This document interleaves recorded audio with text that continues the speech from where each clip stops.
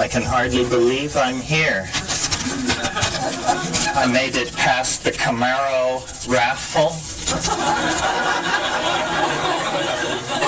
I survived the offer for reconstructive cosmetic surgery. And I've had my smart drugs for this evening, so glad to be here. Well, until a few minutes ago, I thought that this was a 45-minute gig, so you get to see grace under pressure this evening. Actually, I'm kidding. It doesn't matter how long it goes. We could never get to the bottom of this stuff. Nor would we wish to, I think.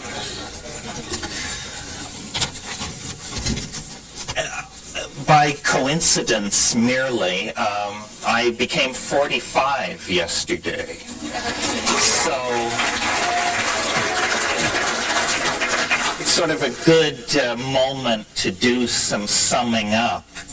So in thinking about this talk and knowing as I did who would be here, I thought that I would sort of orient the theme toward distilling the psychedelic mind, which is a way of talking about the psychedelic mind, but also trying to, considering the amount of money you paid for this session, give you the entire shtick in one fell swoop, so that you would never have to attend a Terence McKenna lecture or workshop again. You can just move past that, turn the page on that kind of thing in your life. And I think it's coming together for me. I don't know whether it's writing these books. Was a very nice introduction here tonight, and the whammy in it was, after 25 years of being ignored by straight publishers, or publishers of any sort for that matter, it appears that I'm on the brink of entering the marketplace, if not the mainstream. So with your help and word-of-mouth advertising, maybe I can continue to meet my mortgage obligations. Okay, let's cut to the chase. Enough of the obligatory clowning around.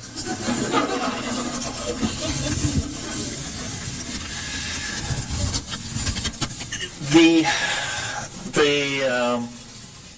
psychedelic question in the society just seems to refuse to go away. It sort of can't be swallowed and can't be spat up. And so society just sort of runs around, knocking into walls and kicking its feet in the air. And this has been the situation that we've been in for at least 30 years now. And as a person who has spent a great deal of time in the underground, I've observed with amazement the persistence of the countercultural agenda to alter consciousness. And like many of you, I came to it in the 60s, when the basic argument in favor of altered states of consciousness were almost entirely narcissistic. Deep insight into yourself, an ability to overcome childhood programming, so forth and so on. And I certainly think, because of the kind of society we are, because of the kind of people society has made us, that this was a valid place to begin. But after 30 years of having the psychedelic issue on the social agenda, at times hailed as a universal panacea, at times demonized as a scourge from hell, but never quite silenced, never moved out of the public eye, I've reached a number of conclusions about this, and I thought it would be interesting tonight, I guess because of my recent birthday or something, to sort of try and distill all this and sum it up and put it in front of you in terms of what is psychedelic shamanism, why should people like ourselves who live in high-density electronic culture, why should we care about this? What does it say about our future? What does it say about us as a group? And what techniques are there that we each, on our own, can bring to bear on this question? So with your help, hold me to the straight and narrow, I'd like to make my way through this agenda this evening and talk about these various aspects of what, to my mind, is the most astonishing facet of reality. I mean, maybe sex is pressing hard in the second position, but these two things run neck and neck as aspects of the mystery of what it is to be human. And believe me, human psychedelic experiences and human sexual experiences are orders of magnitude removed from anything going on in the animal realm. These things are set apart from the rest of being because what we bring to them is mind. This is what we pour into the sexuality of human beings that makes it unique. This is what we pour into the contemplation of our own experience. Mind is a focus that is lacking, at least its expression in the unique form that we experience it, is lacking in the rest of nature. And I believe that the persistence of the psychedelic experience within the social agenda has to do with the fact that it actually addresses something basic in human beings. I mean, it may seem like a radical proposition to say that to a white, high-tech, industrial democracy audience, because we are the people who have drifted furthest from this birthright. And I would like to suggest to you this evening that much of the civilization that we have created has been achieved based on a direct denial of the psychedelic experience and all that it implies. Our humanness, our connection to the rest of nature, our connection into the feminine, our place in nature. Because for the Western mind, we have no fixed place in nature. Our place is ours to define. We are, from the point of view of the cultural machinery that empowers us, completely free to be whatever we want to be. Now, the problem with that prescription is that in Western culture, what that means is permission to express ego, permission to profligately use and destroy resources, permission to set aside the political agendas of outclasses and outgroups, and this untrammeled expression of will outside the context of nature has turned us into a kind of Frankenstein's monster at best, a toxic force in the body of the Gaian world soul at worst.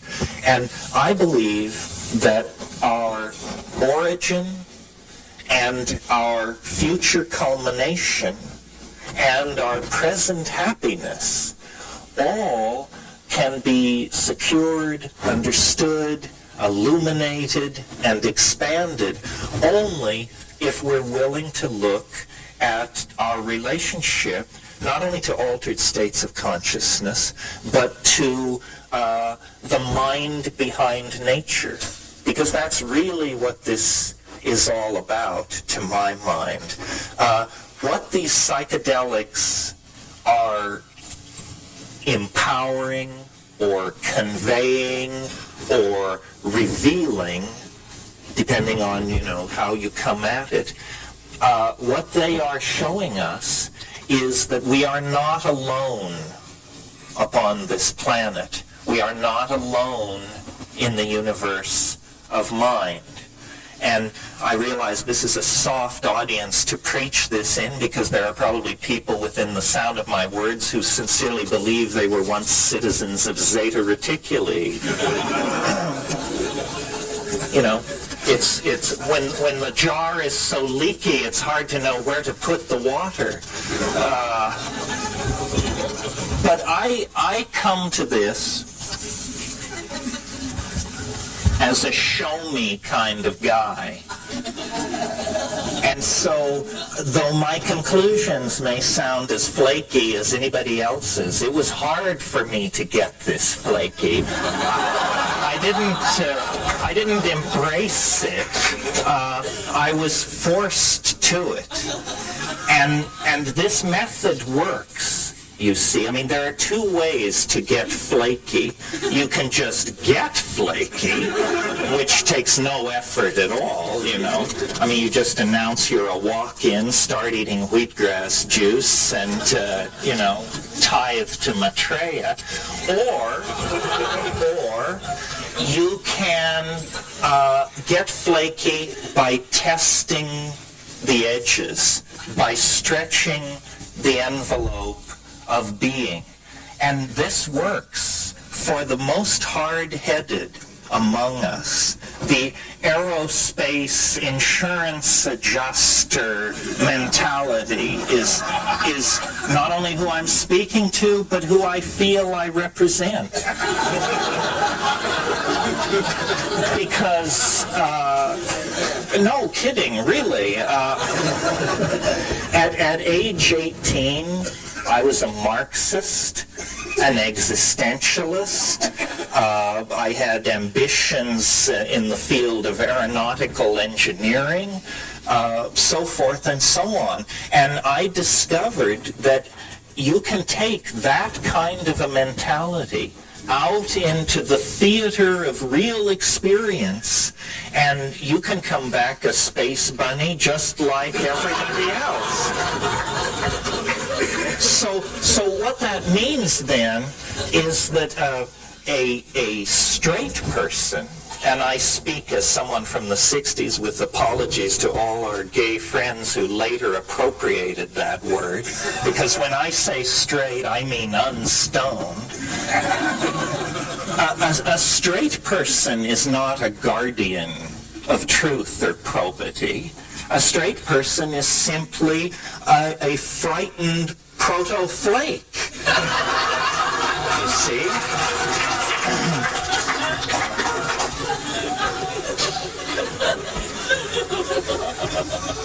I always think, and most of you have heard me say this, but when we get off on this subject, I always think about the wonderful thing Tim Leary said years ago. He said it so many years ago that when I told him how much I admired him for saying it, he didn't remember that he'd said it. But the man once said, wait till I give the line, LSD is a drug which occasionally causes psychotic behavior in people who have not taken it. You see? And I certainly saw this. I saw my parents become violently psychotic from not taking LSD. And so my point is, and I make it in a forum like this, because here we have so much permission for belief. You want to believe in, channeling from beyond the grave? Fine, no problem. You want to believe in the healing power of nematodes, hematite, you name it. We've got it all. Really, I think that the spirit of childlike, untrammeled curiosity is what we're striving for. Not the anal retentive, rational person, not the I'll go for anything channeling flake, but an attitude of we don't have to look far for miracles because they're all around us. Everything is astonishing. The universe on its surface is alive with mystery. Well, how do we make our way toward that? When we live in a culture, practice a language, embody a philosophy, scientific rationalism, which is entirely designed to suck wonder out of reality, to turn everything into shades of gray, to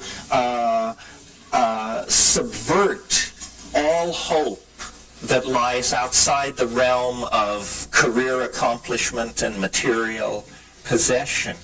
Well, the way that we can overcome this is through a personal acting out of what I have been calling now for several years the archaic revival.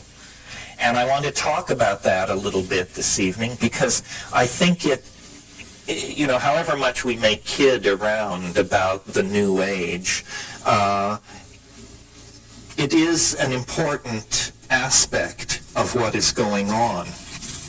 Its triviality is rooted in the side of it which is ungrounded, ephemeral, and self-promoting.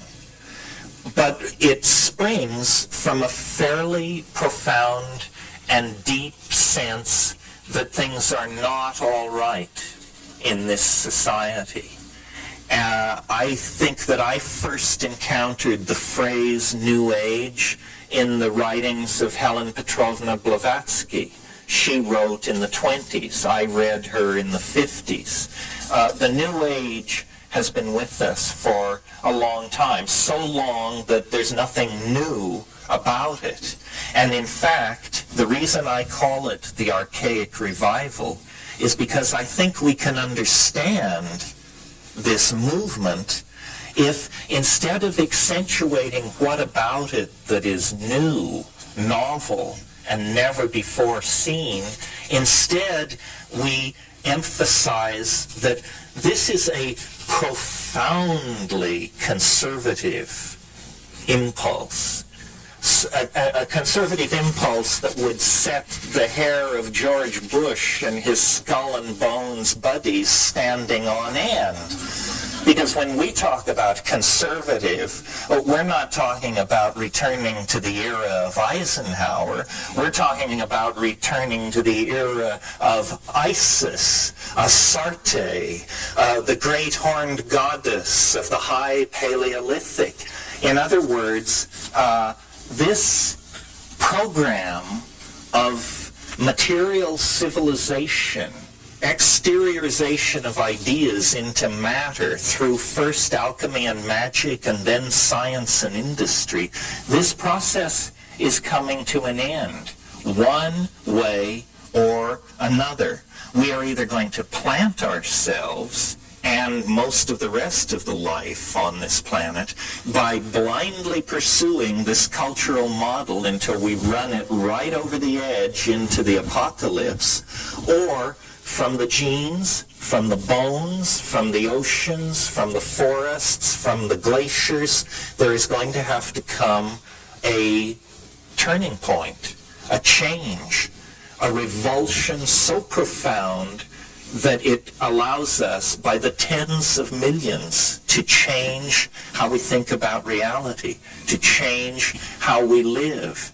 And I have ended up an advocate for the psychedelic experience, not because I think it's easy, not because I think it's surefire, but because I think it's the only game in town, the only chance left. If we had 1,000 years, if we had 500 years, maybe propaganda, messages on boxes of cereal, photographs on cartons of milk, I don't know, something might do it.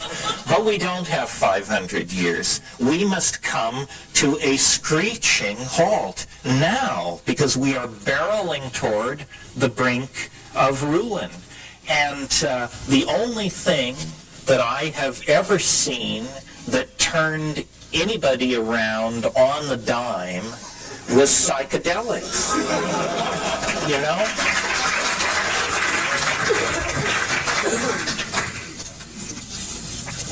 The talking cures invented by Freud and Jung at the beginning of this century, it takes years. Sometimes it never happens.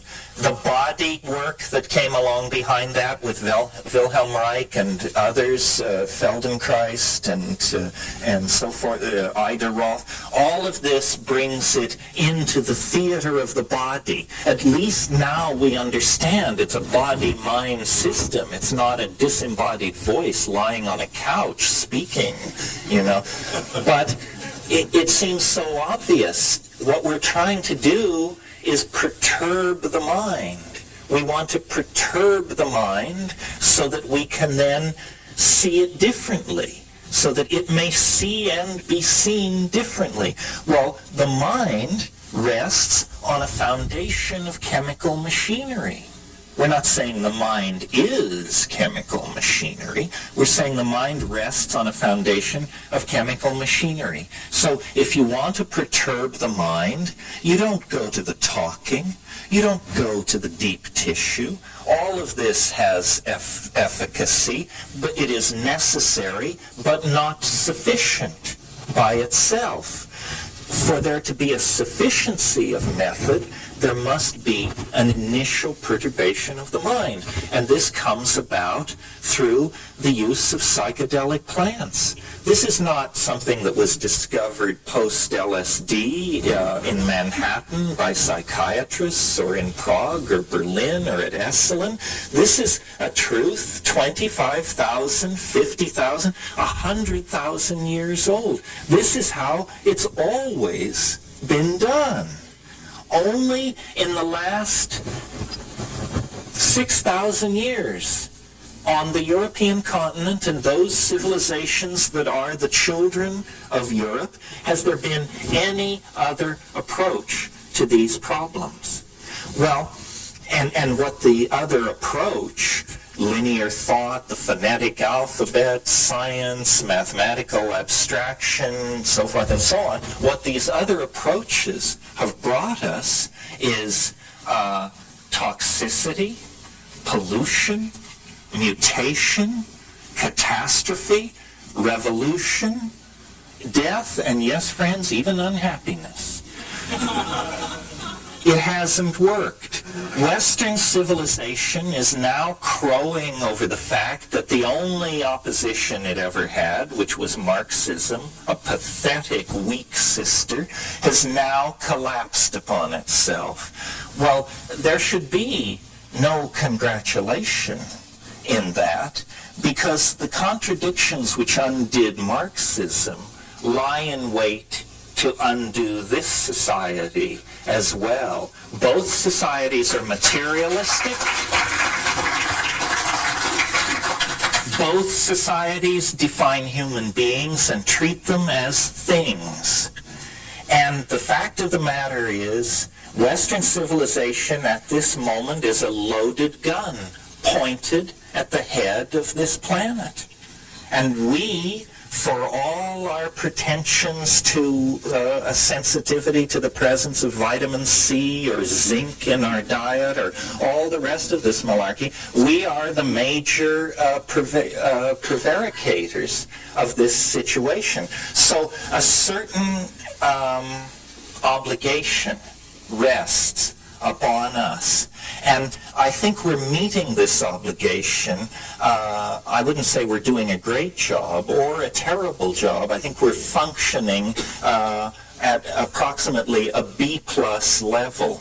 You see, I mean, human life is so ephemeral. I mean, a person a person who lives 70 or 80 years is really as ephemeral as a mayfly or something. I mean, it's not long enough to get the full picture. For instance, many of you, by virtue of not having spent a great deal of time thinking about it, probably don't realize that this psychedelic plant shamanism option, this is not something that Western civilization has grappled with for centuries and come to terms with and found the proper pigeonhole for and put aside. Not at all, my friends. The fact of the matter is, all of this information about psychedelics has arrived in Western society in the last 100 years. And we have to say 100 years because we want to include things like mescaline, 1895-98, it began to be studied in Germany, and things like ibogaine, which was known toward the end of the last century, but which has had virtually zilch impact on American psychedelic populations. So we have to say the psychedelic option has only been an object of the Western mind's curiosity for approximately 100 years. But really, 90% of that occurred in the last 50 years. As many of you know, I am a great fan and spokesman for psilocybin, for the mushrooms. The mushrooms that I am so stoked on were discovered in 1953 by Gordon and Valentina Wasson in Huatla. Discovered in 53, made absolutely Schedule I illegal in 1966. 13 years was the window in which Western civilization had to study this compound and figure out what it was for. And they were just beginning to focus upon it when it was made illegal. LSD discovered in 37, not brought into the scientific literature until 48, not generally available even in the laboratory until 1950, made totally illegal in 1966, 16-year window.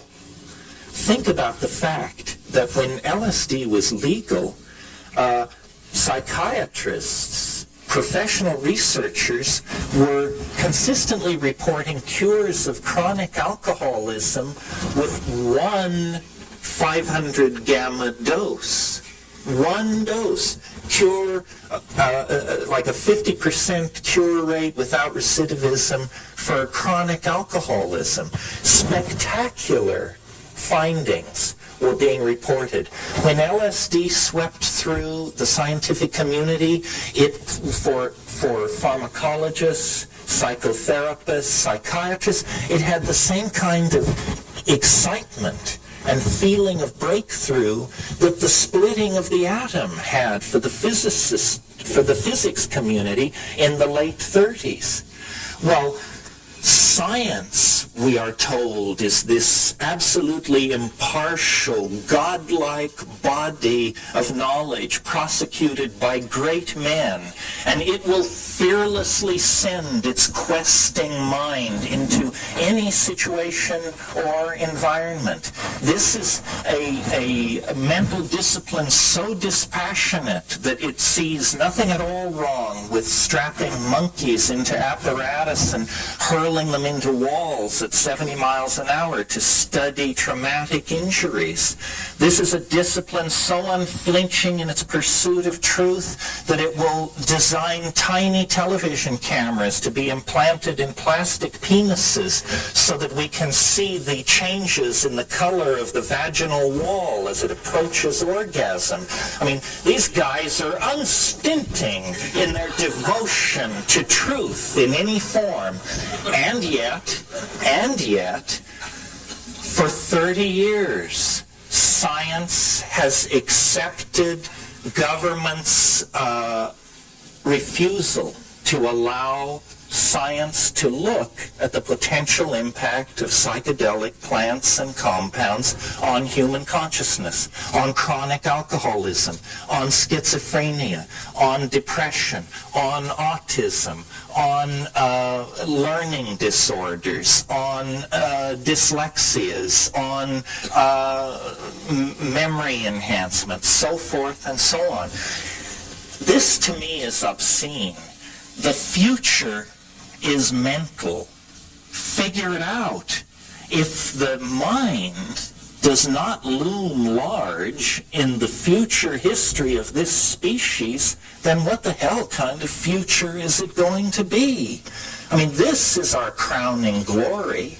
Our aesthetic sensitivities, our ability to create values that are not simply based on the next meal, the next sexual encounter, the next empowering social move, but an ability to create social values based on creating a viable future environment for children, creating a viable present environment for the less fortunate among us, creating a social safety net so that the more maladaptive of us are not reduced to living under bridges and in abandoned automobiles. I mean, these are the things which set us above the apes. These are the things which take us out of the context of organic nature and make it seem as though, hey, there actually are some transcendental values being maximized here. There actually is something going on within the human family that if it were to be lost, fumbled away, compromised, or destroyed, the universe would be a poorer place for it. Truly a poorer place for it. And I think we take our humanness too much for granted. I don't think we realize how nasty, brutish, and short most of life has been over the centuries, and how really only within the confines of the 20th century has a level of comfort and food availability and shelter and basic creature needs been met to the point where most people can begin to lead the philosophical life that previously was the privilege of emperors, kings, great courts. Now we all indulge ourselves. We all have the philosopher king's point of view. We all have a model of history, a model of the future, and we all feel capable of stepping into the shoes of our leaders and discharging that responsibility. Well, in order to do that, I think we need to overcome our amnesia about how we got to this place. I don't see, you see, what science would have you believe and explicitly implies is that we are an aberration. Here, over here, you have nature, the beautiful rainforests, the wonderful coral reefs, the symmetry of the hummingbird, the sea urchin, and the butterfly. And here you have us, grimy, tawdry, polluting, ugly, driven, in disequilibrium, in denial. I don't believe that. I believe that this kind of thinking that breaks humanity away from the rest of nature is the first of the great disempowering myths by which the Western mind has enslaved itself. And we are not outside of nature. We are not a runaway toxic process. We are not a mutation. We are, in fact, that part of nature which has been deputized for a purpose. We are the energy gathering aspect of the Gaian mind. We are the language forming capacity of nature herself. You may know the concept of a catalyst in chemistry. A catalyst is something which, when you stir it into a chemical reaction, the reaction proceeds more quickly, but the catalyst itself is not destroyed. And this is what I think we are. We are a strategy on the part of the Gaian mind to produce an effect that would otherwise take much, much longer to produce. The main effect of the presence of human life on this planet has been to vastly accelerate the speed at which nature is able to creatively express herself.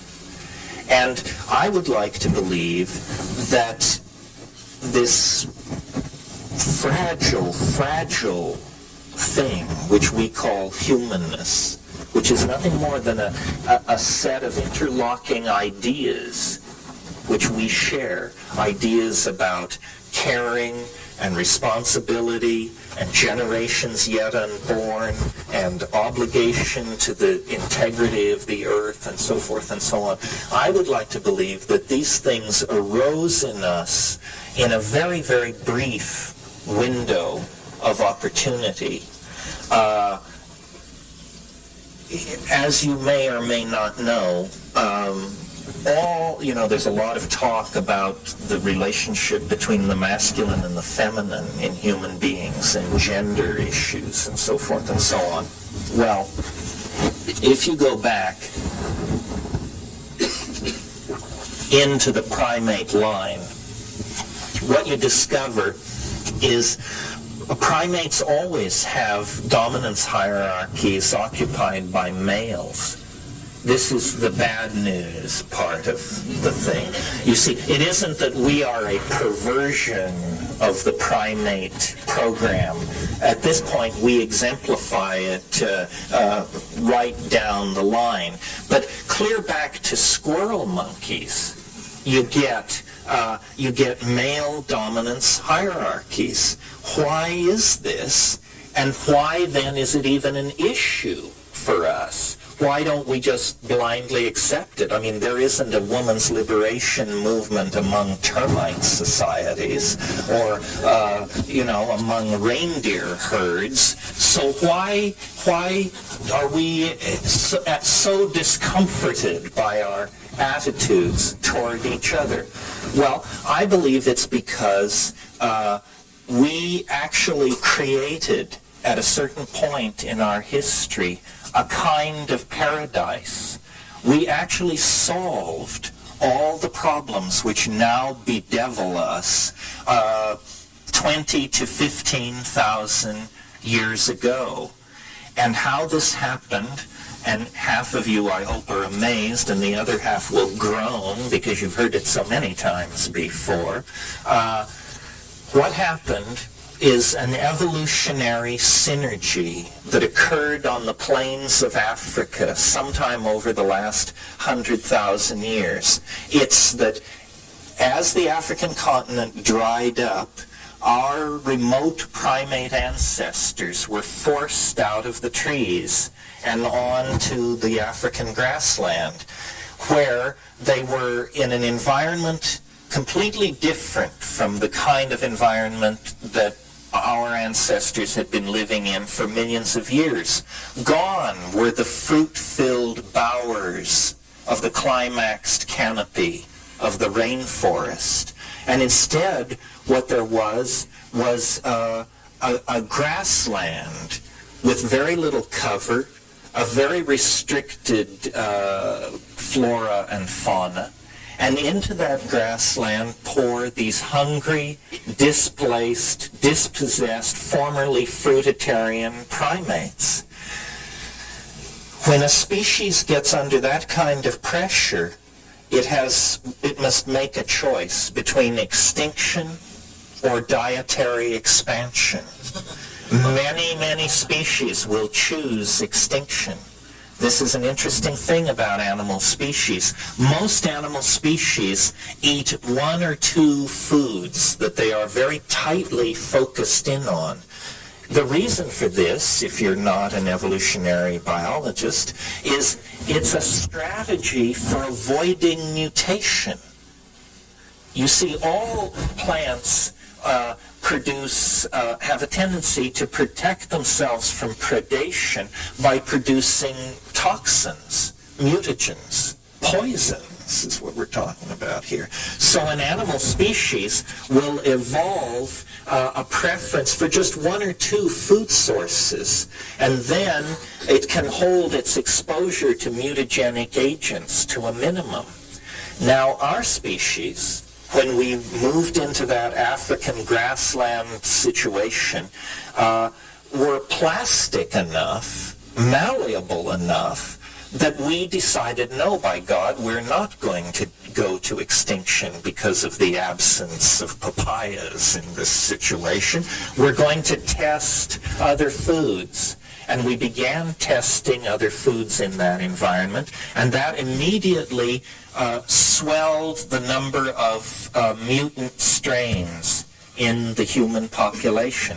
Now, in this grassland environment, the number of new foods to be tested was somewhat limited, and the most spectacular and obvious of the unfamiliar food sources in this environment were the psilocybin mushrooms seen to be growing in the cow pies of the many different kinds of cattle-like ungulate animals growing up in that environment. And if you've ever been to the tropics and seen the Stropharia cubensis mushroom in its natural habitat, you can't miss it. It's the most spectacular thing going on. I mean, you walk out into a Colombian pasture after a few days of mist and rain, and these mushrooms, the size of dinner plates, will be scattered across the environment.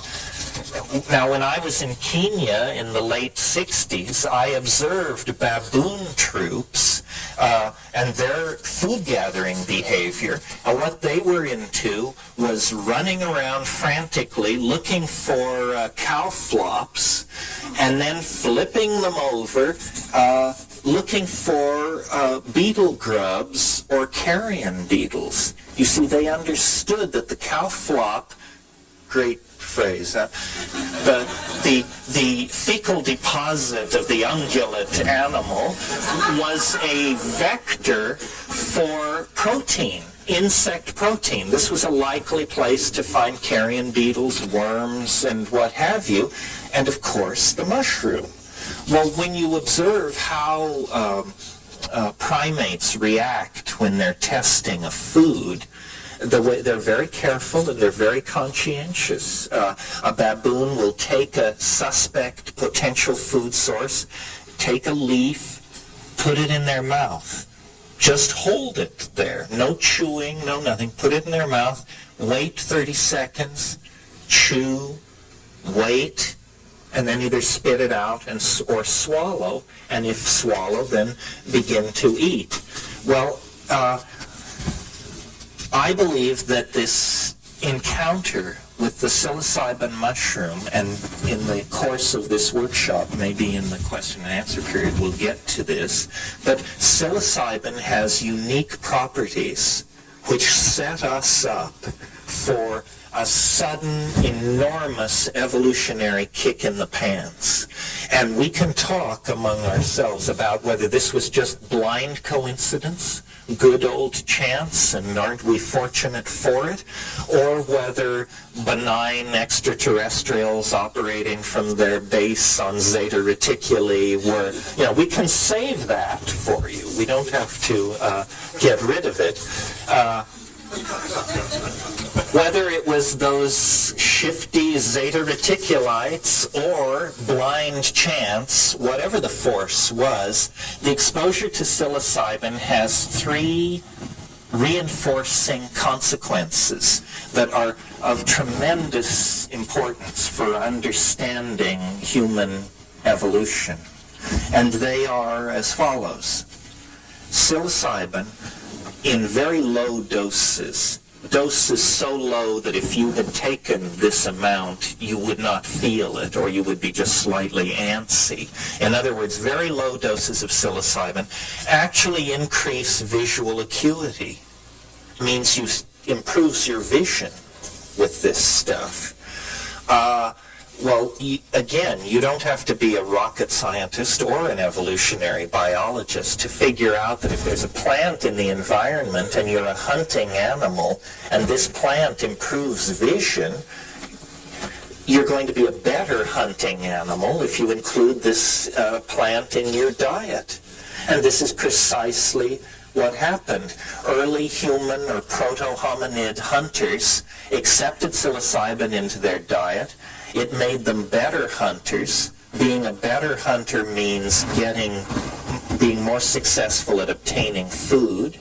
Being more successful at obtaining food means more of your children reach reproductive age themselves, and so you outbreed the non-psilocybin using portion of the population. Simple enough, right? On the next level, remember I said this was a three-step process where each step reinforces the other.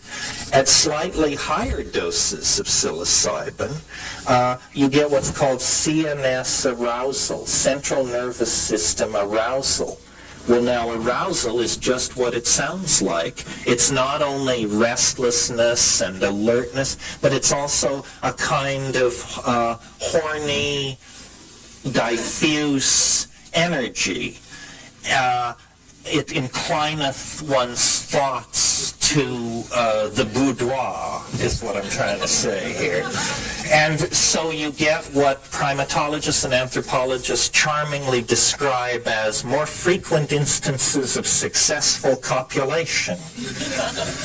And so what successful copulation means is, again, a factor feeding into more children of the psilocybin-using animals reaching reproductive age themselves.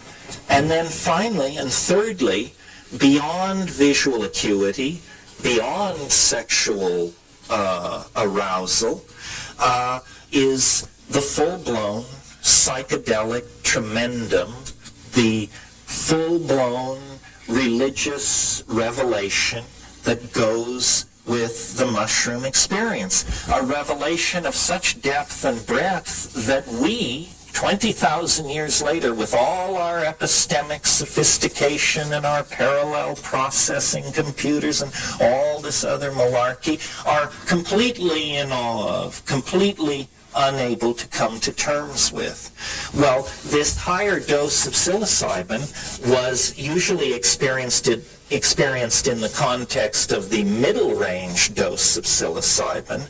So it went on in an atmosphere of group, religious ecstasy, and orgy. I mean, that's just how it happened, folks. Orgy was a part of human sexuality before the invention of agriculture. I'm absolutely convinced of it. You see, the growth of the human intellect over evolutionary spans of time is a kind of conquest of dimensionality. And the conquest of dimensionality that gave us agriculture, unfortunately, gave us male dominance and patriarchy. And the reason for this is not far to seek. A new intellectual horizon of cause and effect was being explored. Women, who were the gatherers in the hunter-gatherer equation, were realizing for the first time the causal relationship that exists between burying a half-eaten meal over here and coming back a year later on your annual nomadic peregrination and discovering food plants growing where you buried your uneaten meal of a year ago. In other words, women came to understand the relationship between the act of planting and the appearance of usable food plants sometime later.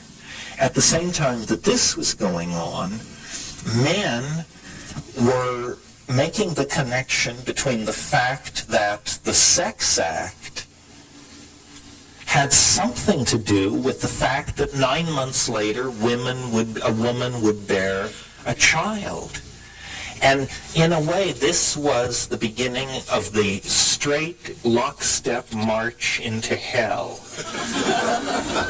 Because once men had this notion of male paternity, it became more important to know who your children were than it was to participate in the orgiastic, group-minded bonding that had previously occurred. And once you have the notion of my child, then it moves naturally to my woman, my weapons, my food, my hunting ground, my everything. The recognition of male paternity gave permission for the growth of ego. And ego, and this was all a continuous thought, those of you who doubted, this was all a continuous thought. Ego is our problem, and we always had it when we were squirrel monkeys, howler monkeys, proboscis monkeys, and all that. We only lost it in that very brief window of opportunity, maybe 20, maybe 30, 40,000 years long, when, as we evolved into the grassland, we included in our diet essentially a drug which corrected our primate nature. A drug which suppressed the expression of male dominance. A drug which promoted an orgiastic sexual style that promoted group values. Because you see, and this is the point to my mind about psychedelics, what they do, not, my trip or your trip, which we could spend hours trading stories about, but when you try and talk about what is the effect of the psychedelic experience, not one or two of them, but 100,000 of them, what generalizations can we make? The generalization that I have found most powerful is the psychedelic experience dissolves boundaries. That's what it does. And boundaries are what chain, diminish, define, and degrade us. And we are always creating them, and we are always struggling with dissolving them. And the ultimate boundary is this belief in the sanctity of the ego versus everything else in the cosmos.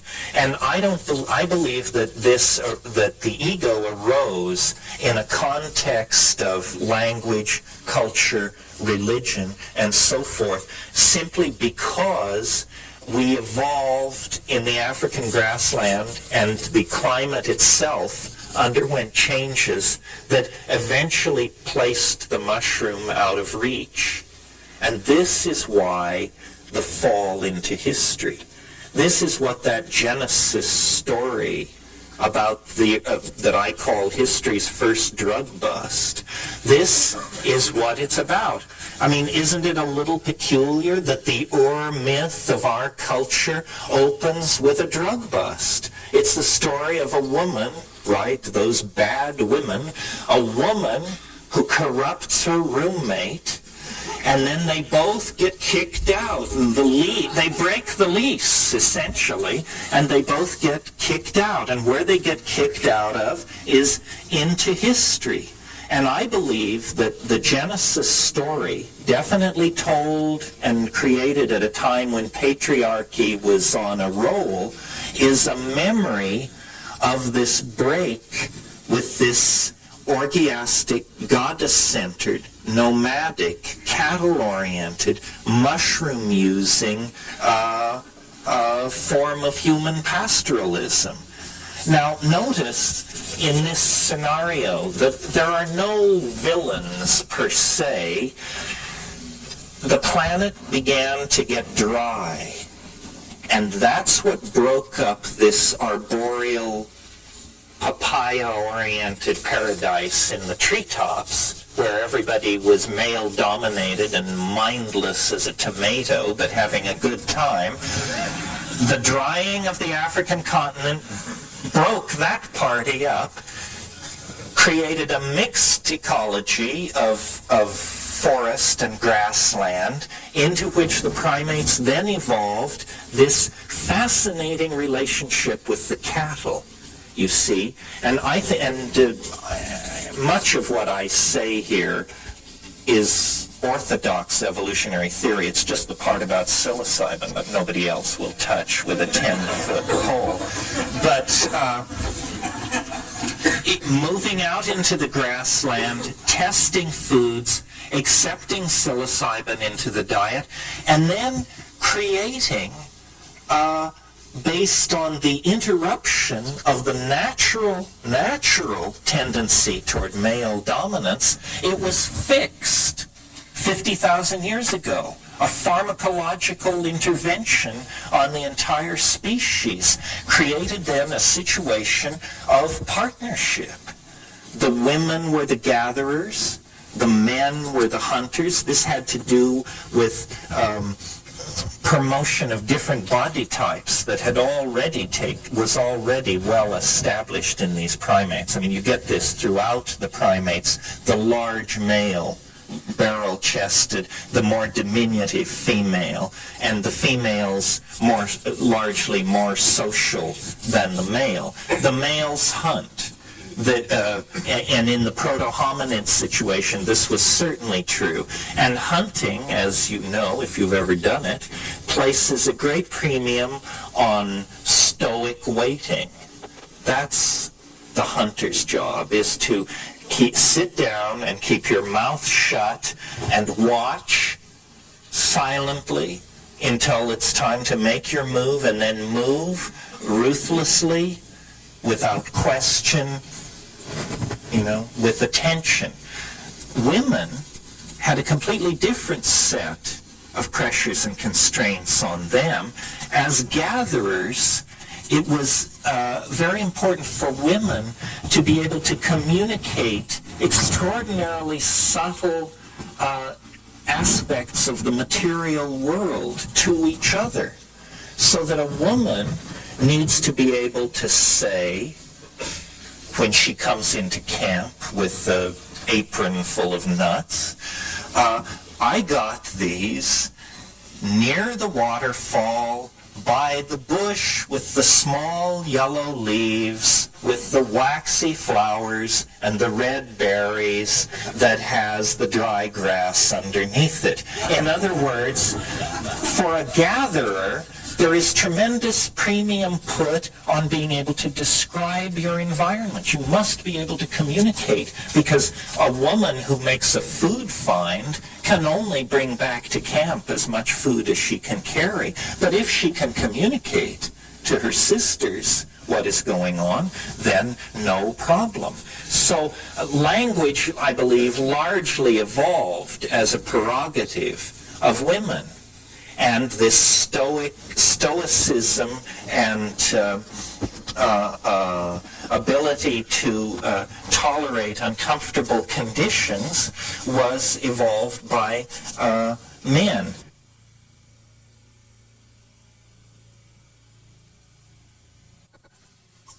All of this, I think, would have been fine. It could have gone on for millions of years in this climaxed situation. The orgies were lunar. meaning they probably occurred every 2 weeks or at most every 28 days. That means every 28 days, every member of this society was completely dissolving any psychic structures that may have arisen in the previous 28 days, and then everybody was sitting on each other's bones in a big heap. And you can imagine the boundary dissolving impact that something like that would have. Why then, if it was so wonderful, didn't we just stick with it? Why the descent into, the hell of Pee Wee Herman and Richard Nixon and all of this stuff? Well, the same culprit that created that happy story destroyed that happy scenario, and that is the continued drying up of the planet. And that's what we get in that Genesis story. Remember at the end of the Genesis story, it says, and God set an angel at the eastern gate of Eden with a flaming sword, so that Adam and his children could not find their way back into paradise. That's the memory of the Saharan sun scorching off the African veldt and forcing those mushroom-using pastoralists to settle in the Nile Valley and set up permanent settlements and begin thinking about kingship, large-scale agricultural projects, and so forth and so on. And what happened, it was not as simple as that may have made it seem, you see. This is really the theme of this book that I wrote for Bantam, is the theme that cultures wear drugs like clothing, and they're never aware of it. They just feel naked without their particular drug. And the clothing may differ. One culture feels fully dressed in penis sheaths and war paint. Another culture isn't fully dressed unless the gown is by Dior. So there are different styles of clothing, and there are different styles of mental clothing in the form of drugs, and these drugs promote different kinds of cultural values. And what happened in this African situation was a tragedy that in a way we have seen enacted in microcosm in our own society. It was that at a certain point everything was perfect. The monthly orgies, the suppression of ego, the group values, the recent invention of language was making food gathering easy for women. The abundant game was making hunting easy for men, so forth and so on. But this drying of the African continent didn't halt there. It continued, and pretty soon there were problems. Less game, less to be gathered, and most important for my theory, fewer mushrooms. And when there became fewer mushrooms, then there were two possibilities. You could have your mushroom orgies less frequently, or you could create some kind of technology for preserving the mushrooms so that when you found a lot of them, you could save some of them for dry spells, literally for dry spells. And now, the problem with this strategy is that in a world without refrigeration, the strategy which Aboriginal people in Australia and the Amazon basin, the strategy which Aboriginal people tend toward when they want to preserve some delicate food is they invariably go for honey. Honey. This is why some of you may know that the Romans ate hummingbirds' tongues pickled in honey. It isn't because honey was the preferred medium for pickling hummingbirds' tongues. It was because that's a way of preserving delicate food. The problem with honey is honey itself can ferment into a psychoactive compound. Honey changes into mead. Mead is a form of crude alcohol.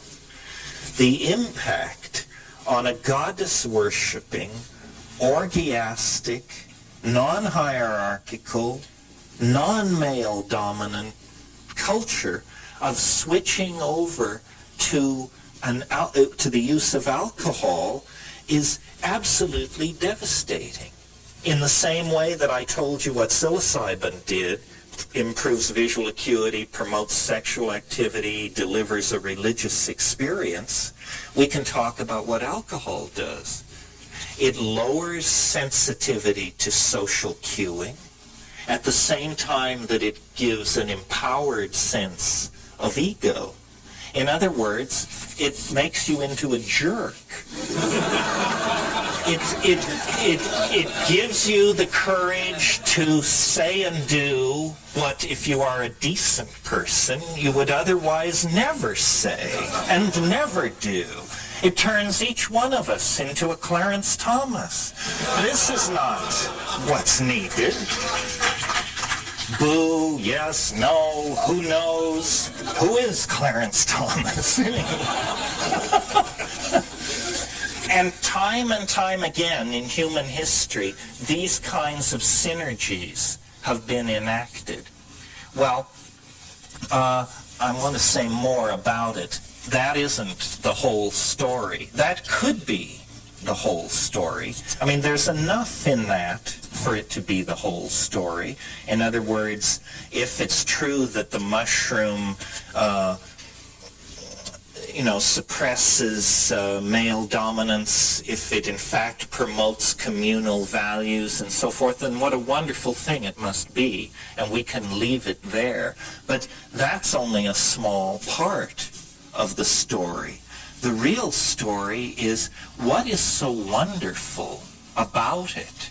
Since it's a mental experience, what is so wonderful about it that it could halt the human tendency to devolve into these counterproductive forms and lifestyles?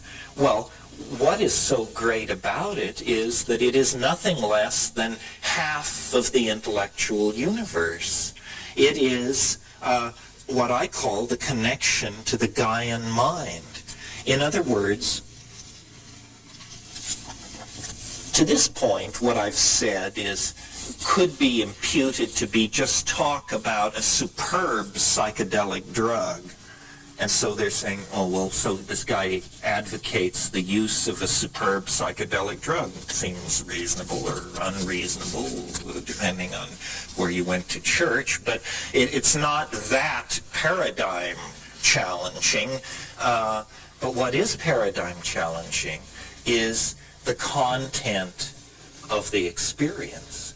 The content of the experience is completely mind-boggling, completely befuddling. I don't know what we're going to do with the content of the experience, because fully gotten out and fully discussed and fully realized, it's not going to leave one brick upon another in the cheerfully naive edifice that our half-baked civilization has erected as universal truth. We're not going to, science is not going to be able to survive the encounter with the psychedelic experience, because it is not an encounter with the Freudian, the repressed memories of your miserable and battered childhood or whatever it is you went through, and it isn't even an encounter with the miserable memories of the battered childhood of the human species that we all went through, a la Carl Jung. That is all there. But that's in the hallway where you hang your hat and the antechamber where they take your coat. The main event, folks, doesn't even have anything to do with the psychology of human beings. The main event is another dimension. A dimension so bizarre, so titanically peculiar, so strange, so unanticipated by our language, our history, our literature, that it is literally like the discovery of another world. And there's life in that world.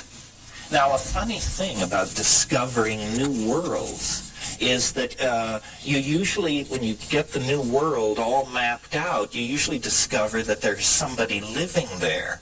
And for them, it's not the new world at all. And, you haven't discovered anything. You've just shown up in the middle of their scene with a distorted rap, sort of like Christopher Columbus. And this is what we find with the psychedelics. And this is why shamanism becomes, to my mind, the bridge to understanding what this archaic revival is all about. The shamanic hallucinogens are the meat of the thing, the pith essence, the center of the mandala. But the bridge into that is the effects that these things have, the content, the experiences that we can language and tell each other about. And what we are discovering through shamanism, through looking at it not through the condescending eyes of the white man who is just impressed by the incredibly droll quaintness of whatever these brown-skinned people have dreamed up, not that, but through a realization that we are sick and no doctor can cure us, because we're not that kind of sick. It's soul sickness. I mean, it has to be soul sickness. And when you see stuff like Chernobyl, or the Kuwaiti oil fields, or the Hanford nuclear reservation in Washington, when you realize what this really means, then you realize, this is a mad species. This is a terminally depraved species. And what is required is a return to a model that can heal.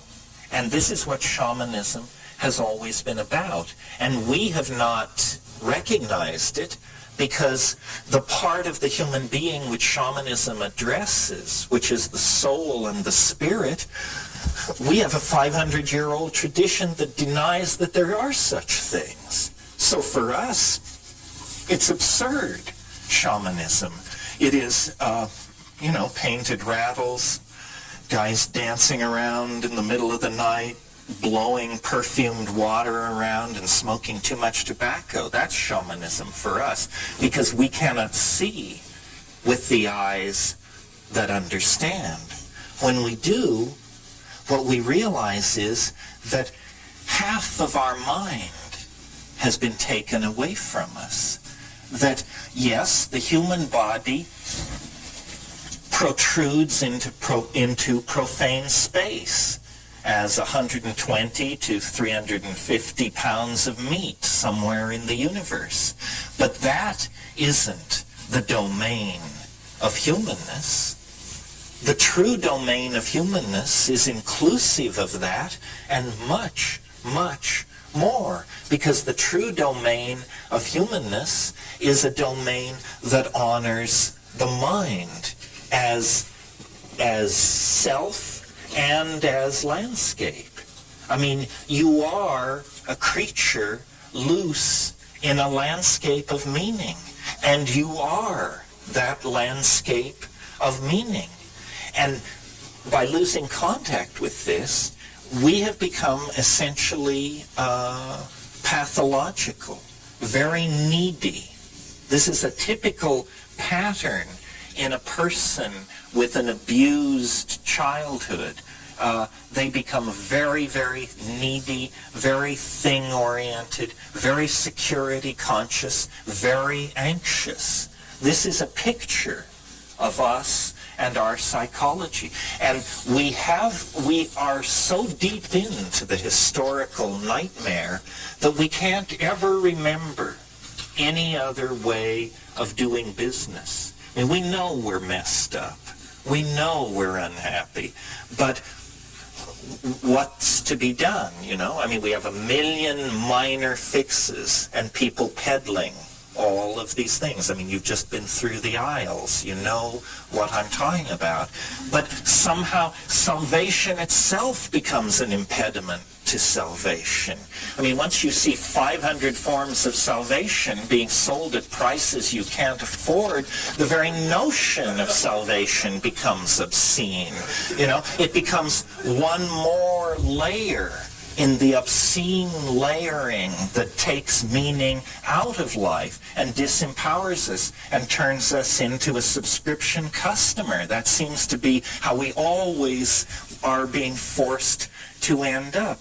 Well, the only way out of this, I think, is to, it takes courage, because you have to turn your back on your culture in the most profound sense there is, because there are many ways to turn your back on your culture. I mean, if everyone's wearing gray, you can wear green. That's one way to turn your back on a culture. But another way is to break its laws. Now that's a little more serious and, you know, brings in big philosophical issues.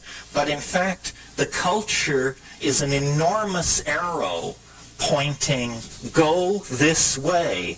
And you know what lies that way? Impoverishment, madness, degradation, and death. That's where the culture is pointing. You can see it. You can see it. Just look where we're headed. If everyone on earth aspires to the kind of lifestyle that you people can enjoy by virtue of having paid the money to be at a scene like this, there isn't enough glass, metal, and plastic in the planet to make that many Celicas and jaguars and bluebirds and snowbirds and all the rest of this crap. So what is needed is an awakening. Now, I mentioned earlier in this talk that in the 50s, before they interfered with LSD research, they were curing chronic alcoholism with a single 500 gamma dose of LSD. Well, now, for heaven's sake, nobody is suggesting that LSD is a cure for alcoholism. That, to me, is absurd. It's not a cure for alcoholism. It's a cure for stupidity. And a person who is killing themselves by drinking themselves to death takes 500 mics of LSD and says, what a stupid person I am. I'm killing myself. And so then they look at their behavior and they cease that behavior. And this is what has to be done on a societal scale. And it is not as difficult as we may wish to be assured by the establishment. The whole falderall and hoop-de-doo about the 1960s was that the crypto-fascist bullshit agenda was damn near overthrown by a bunch of 19 and 20-year-olds on campuses scattered around the high-tech world. The male-dominant agenda is so fragile that any competitor is felt as a deadly foe.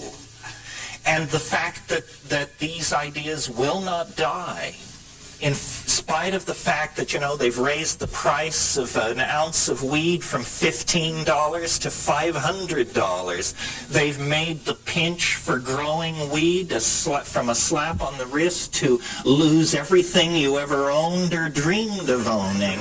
And they cannot push it into extinction. It's because it's so much older than their con game. They've invented their con game post-Sphinx or something, and we're talking about a reality that reaches back 15, 25, 30,000 years. And it's a reality, so far, I've only spoken, I keep trying to get to this subject, but I won't let myself for some reason. So far, I've spoken of it as boundary dissolving, promoting group sexual activity, this and that and the other thing. But those are like generalizations. What is really interesting about the psychedelic experience is it shows you a mental universe that you not only never suspected existed, but that you could not have suspected existed. I don't think there's another way to it. I mean, I'm not ready to categorically say there's no other way to it, and occasionally, especially at gatherings like this, people grab me and assure me there are other ways to it. And they say, you know, if you just, I want you to meet Babaji. He's as good as psilocybin. And, oh, really? I want to meet this man. because I mean, let me say a little bit more about this. I would like to believe that in principle you could get to these places on the natch.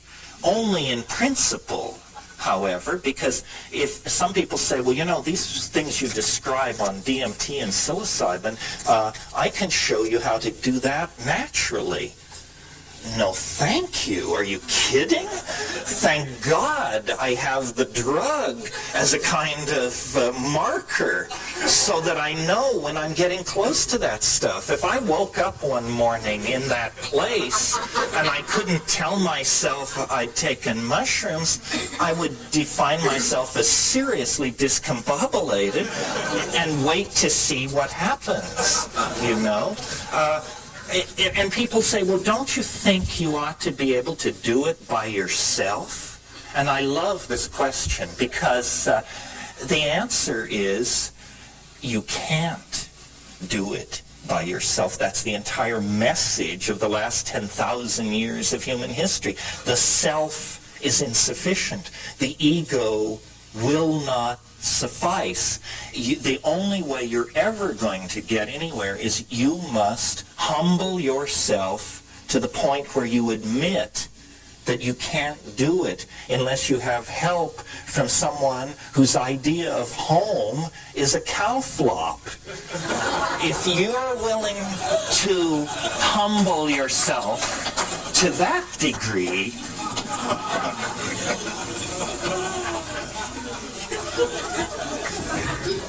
then maybe we can get somewhere. The content of the psychedelic experience is, I believe,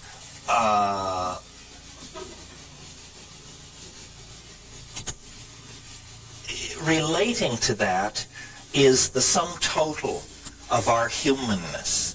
And I think, based on experience, that there is a certain amount of leakage from the future backward into the past, and that many of the phenomena that are being interpreted as past lives and reincarnation and channeling and regression this and clairvoyant that, all this has to do with a misunderstanding about how causality actually works.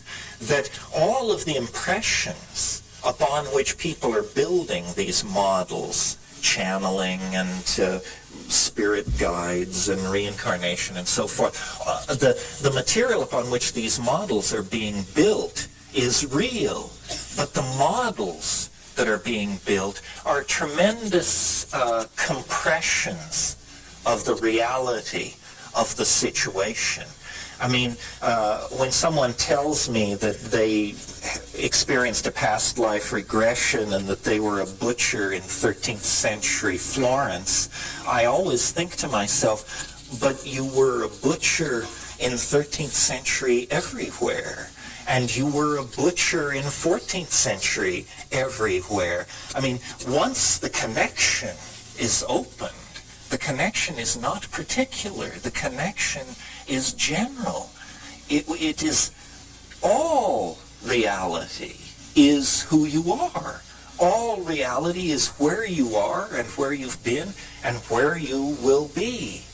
And two things are operating in the hidden dimension of the human mind. One of them is what I call the Gaian mind.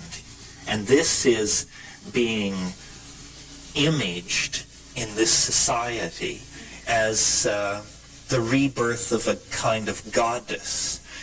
People are realizing on different levels and at different levels of sophistication that the energy of being can be imaged as a female entelechy, an enclosing, nurturing, caring, forgiving kind of entelechy. And this is what psychedelic shamanism has always been about. It's about a connection to the Gaian mind. And this gives you, obviously, a tremendous sense of being embedded in a larger coherency than merely the coherency of your own small life. And that's very empowering. But it's not the general sense of things that this Gaian mind imparts that is really, to me, the interesting part. It's that the Gaian mind is a real mind. It has information. It can tell you things of the most specific and personally important sort. It tells you where the game has gone. It tells you who poisoned the well. It tells you who raped so-and-so.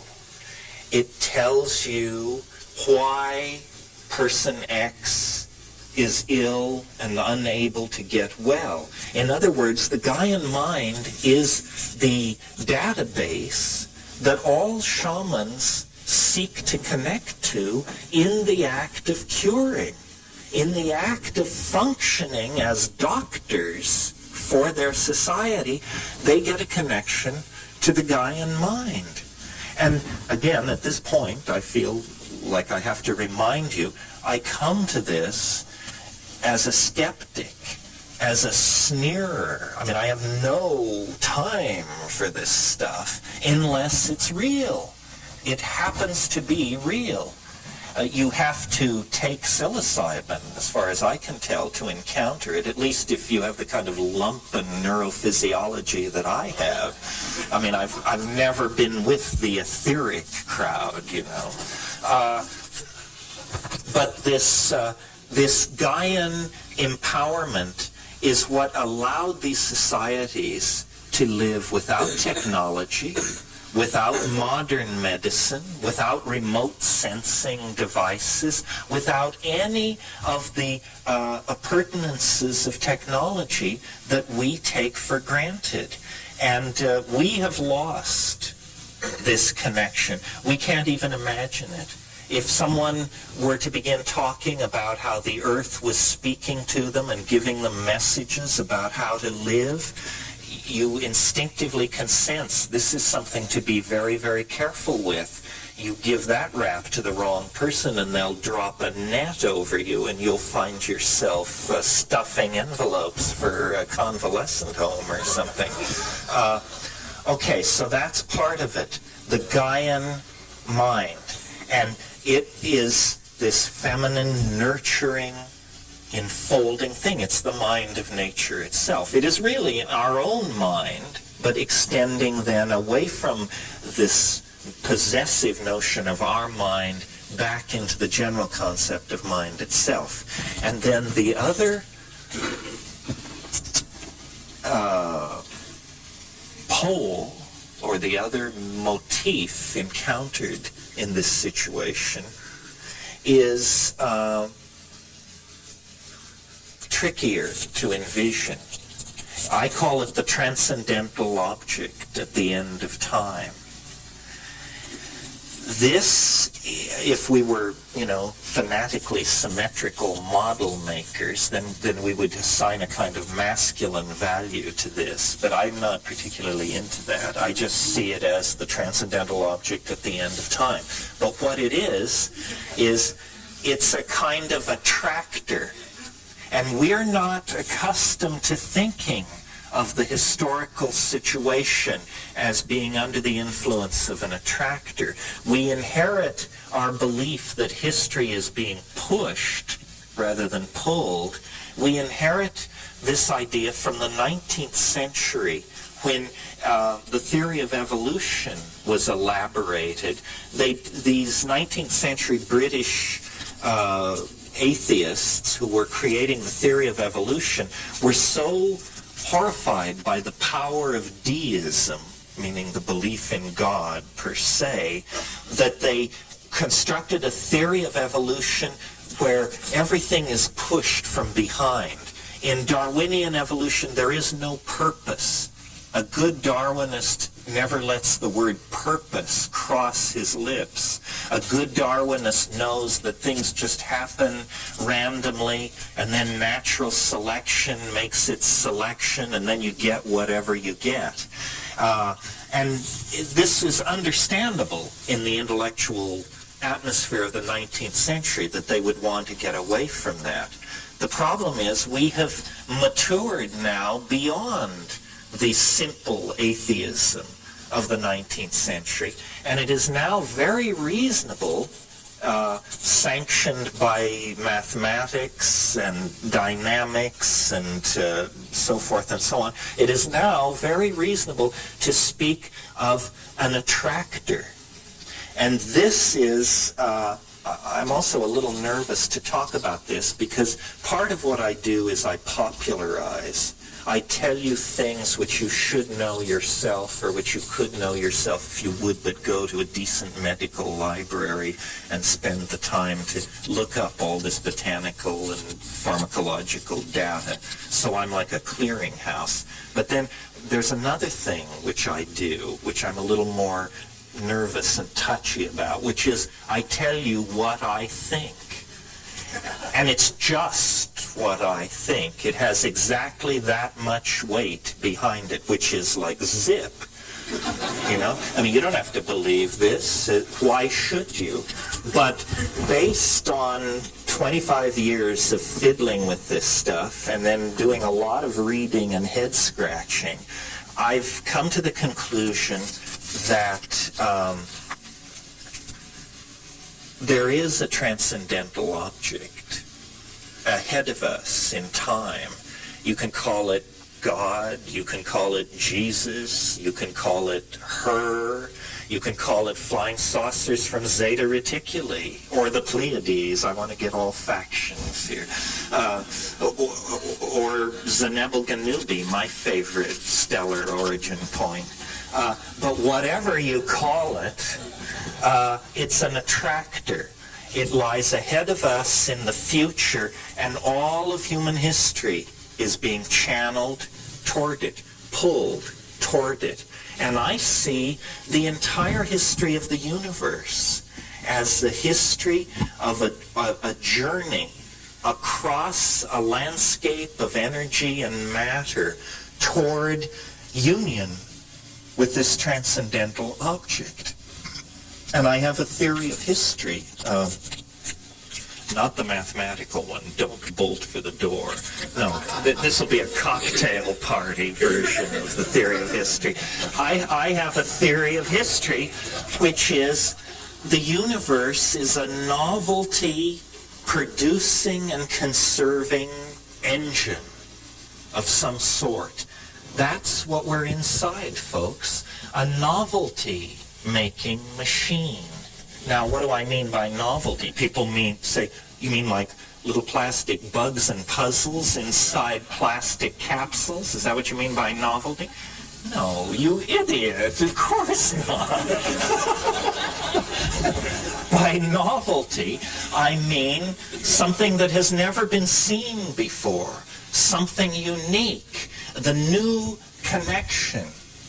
I always think of the symbolist poet Lautréamont, who said, I am fascinated by the kind of beauty that arises when a bicycle meets a sewing machine on an operating table. Now that's novelty, folks, because you just don't get that every day. So the universe is a novelty-producing engine. It not only produces novelty, but it then preserves it and builds upon it. So, if we now look at the story which science tells us, and it's an interesting story, by the way. If you think I say things which are highly unlikely, notice that I do not ask you to believe that the universe sprang from a point of matter smaller than a proton in a single instant. This is the position of science. This is the limit case for credibility. I mean, if you can believe that, what in the world would you balk at, for crying out loud? I mean, that is the limit case for credibility. So, science tells us that the universe sprang from nothing in a single instant, and that it was very hot. Very hot. So there were no molecules such as you and I are made out of. There were no atoms such as lead and gold and water are made out of. There was only a pure plasma of electrons. That was all. And the physics of that universe were incredibly simple. There were the pure plasma physics, unhindered by any other fields of any sort. Well, the universe then cooled. And as it cooled, lo and behold, at a certain point, electrons were able to fall into stable orbits around atomic nuclei. And at that point, atomic systems formed, and a whole new kind of chemistry comes into being. Further cooling, millions of years pass. Then we get the carbon molecule cooked out of new stars. It has a 6-valent structure so that we get organic molecules. Well, then, quickly, we get long-chain polymers. Very quickly, then, long-chain polymers that can copy themselves. And then that becomes primitive life. And at that point, you then get complex life. And then sexuality, meaning gene mixing, as opposed to the previous thing, which was vegetative, like making cuttings from plants. Well, do you see what's happening? At each successive stage, the previous level of complexity is not only retained, but used to build upon toward the next level of complexity. Well, the wonderful thing about this cosmology is that instead of human beings being like mute witnesses to the grandeur of Jehovah's creation or some kind of trip like that, instead you discover, aha, human beings are important. We are more novel than anything else in nature. And we, 20th century human beings, are more novel, more interconnected, more complex, and in possession of more and different kinds of knowledge than most of the people who preceded us.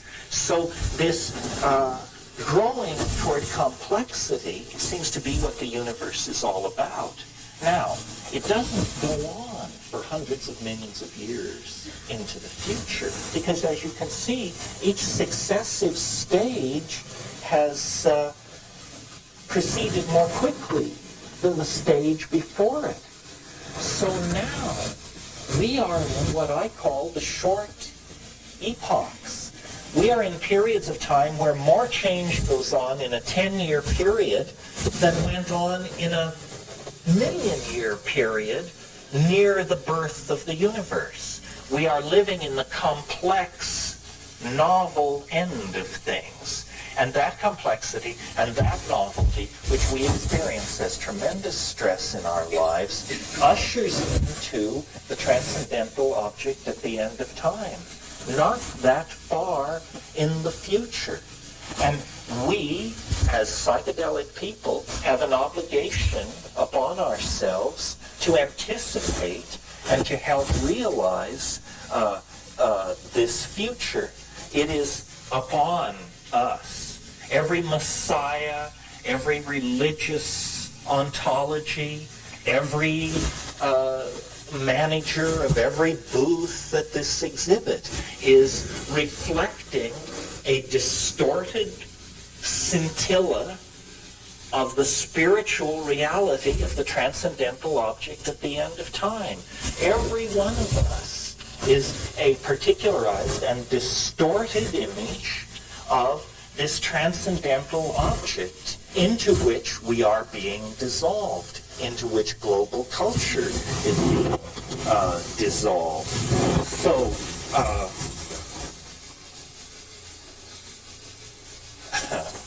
well, so what?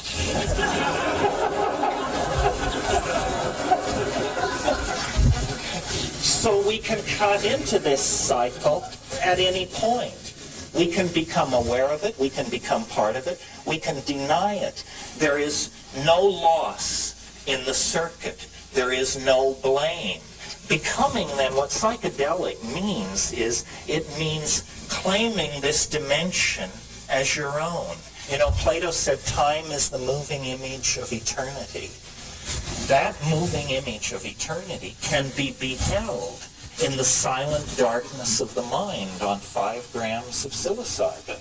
And if you think the universe is mundane, if you think there are no more frontiers to cross, no more adventures to be had, I'm telling you, you can turn your living room into the bridge of Magellan's ship on a long Saturday evening with 5 grams of psilocybin in silent darkness. We are living in the most empowering age in human history, because all of the energy of the ancestors, not only the human ancestors, but our animal, our primate ancestors, all of that energy pours into, is focused into this moment. We are the transition generation.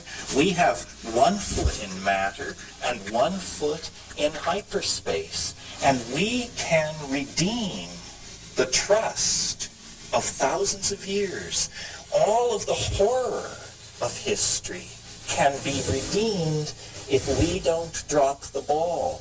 Every pogrom, every instance of racial, sexual, or minority persecution can be redeemed if we give the human adventure meaning. And we give it meaning by discovering the totality within ourselves and then exemplifying it for each other. And this dissolves boundaries, empowers the weak, enlightens the strong, and brings hope to all.